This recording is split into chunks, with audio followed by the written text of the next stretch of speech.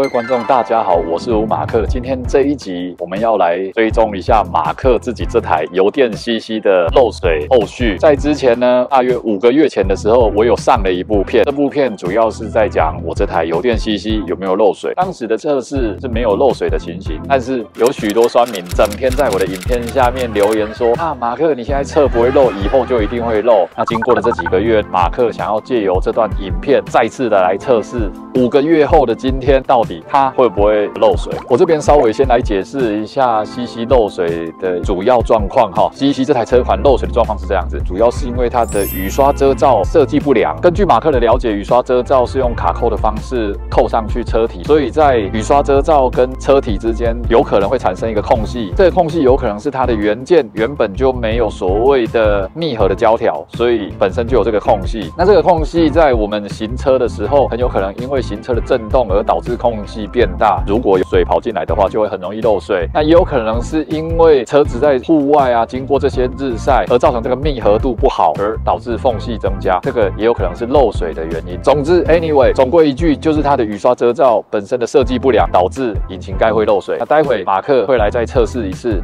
，5个月前它不会漏，5个月后的今天到底会不会漏。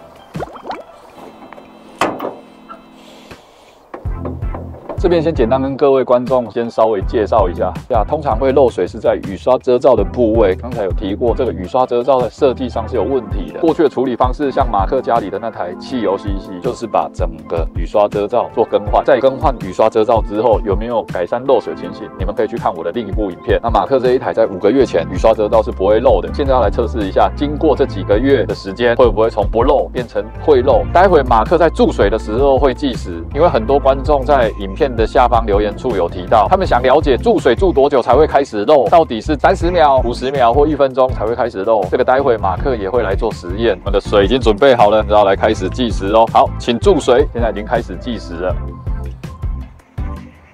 来看一下哦。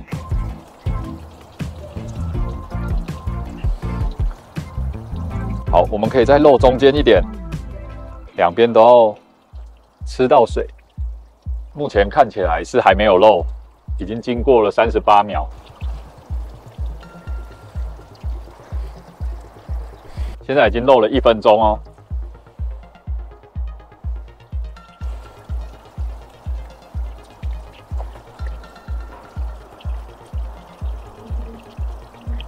我们再把水开大一点。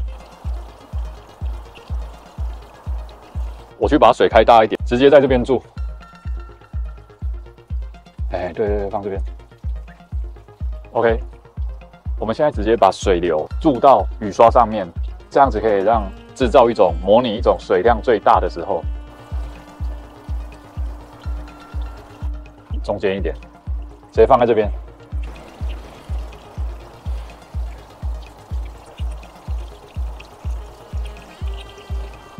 现在已经是3分钟了哦。我们把水管往右侧移，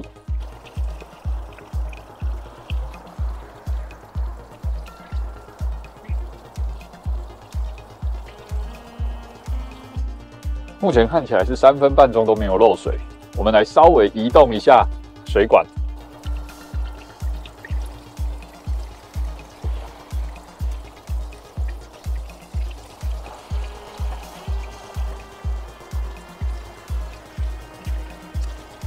马克移动的几个位置，目前还是没有漏水的情形。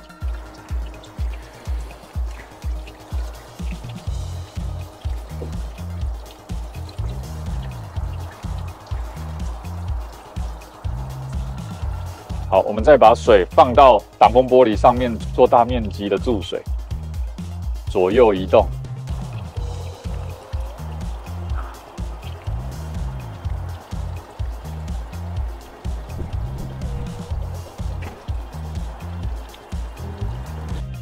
现在已经将近5分钟了，5分钟了哦。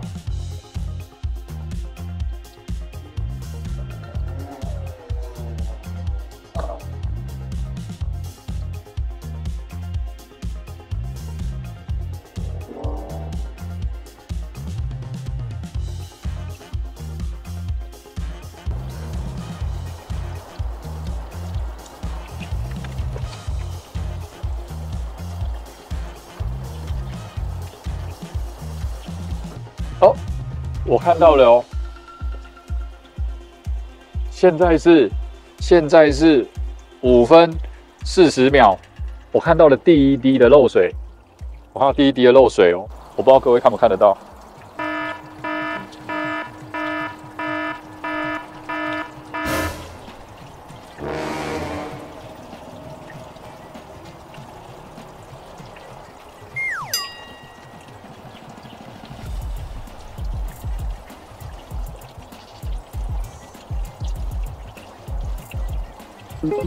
刚才我们是用家用的塑胶水管，然后把水开到最大，直接注水在雨刷的附近，就是整片挡风玻璃的下半部。那我们在注水的过程进行了计时，在5分40几秒的时候，马克发现在雨刷遮罩的中间开始有滴漏的情形，会直接滴漏到线圈上面，这些排线上面。那我发现它的漏水点接近于这部车的正中央的中心线的位置。以目前的实验结果来看的话，就是经过了这5个月，现在马克也发现它会漏水了，但是不是一注水就漏哦，是在注水一段时间的时候才会漏。所以各位观众，如果你在家里要测试的话，建议你做长时间的注水测试，至少注水个5分钟再来做判定。OK， 那我们现在再来做第2个测试哦，我们再来注水看看。马克会用手去摇一下雨刷遮罩，看会不会漏水漏更多。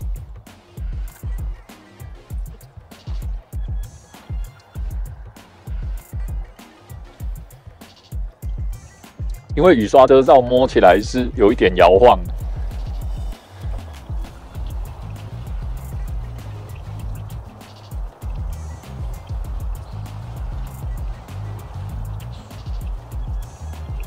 现在哦，我们来直接往中间的部位来注水，因为刚才发现会漏水的地方是在正中间哦。我们现在直接来注水在中间。以目前看起来的话，真的是中间会漏哦。马克来调整，来摸一下雨刷遮罩，看是不是因为它的密合度而导致会漏。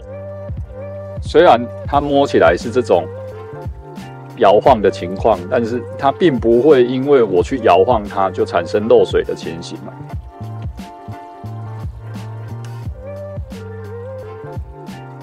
中间这个区块会漏，那很不巧的，它是一台油电车，所以很不想要看到这种情形出现。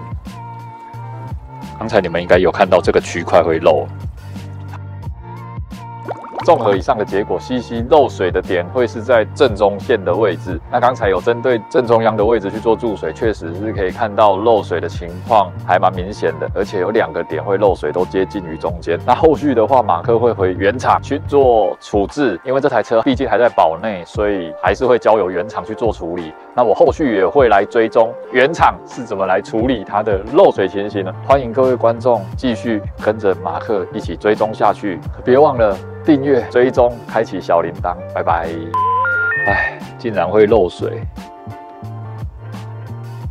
我还以为我这一台是天选之人会调到的车啊，原来我不是天选之人，竟然会漏水。不知道原厂会不会处理好？我当然不会接受打胶啊。希望 Toyota 可以好好的善待我这台车。这样子好像后面会有很多片一直拍不完，它会不会变连续剧啊？我也不是一直想拍，好不好？请 Toyota 争气一点，我可不想要一直拍漏水系列，拍个20集啊！拜拜。